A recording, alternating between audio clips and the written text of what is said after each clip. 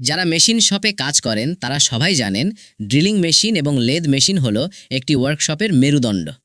অভিজ্ঞ কারিগররা যেমন এগুলোর ওপর নির্ভর করেন, তেমনি নতুনদেরও প্রথমেই এই দুটি মেশিন শিখতে হয়। সহজ কথায়, ড্রিলিং মেশিন হলো গর্ত করার যন্ত্র। আপনি এতে বিভিন্ন ধরনের ড্রিল বিট লাগিয়ে ড্রিলিং, থ্রেড কাটা বা বড় গর্ত করার মতো কাজগুলো অনায়াসেই করতে পারেন। আসুন ড্রিলিং মেশিনের গঠন দেখে নিই।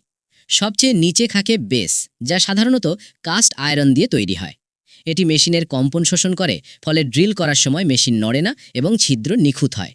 মাঝখানে থাকে ভার্টিক্যাল কলাম, আর তার ওপর থাকে ওয়ার্কবেঞ্চ। কাজের উচ্চতা অনুযায়ী এই বেঞ্চকে ওঠানো বা নামানো যায়। মেশিনের ওপরে থাকে একটি মোটর এবং স্টেপড পুলি সিস্টেম।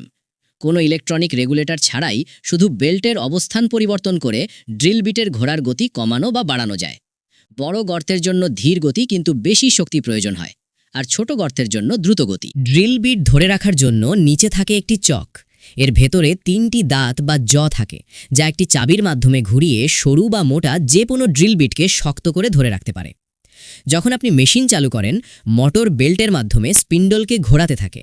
হ্যান্ড হুইলটি ঘোরালে ভেতরের গিয়ার সিস্টেমের মাধ্যমে ড্রিল বিটটি নিচে নেমে আসে, অর্থাৎ এটি একই সাথে ঘোরে এবং নিচের দিকে চাপ দেয়।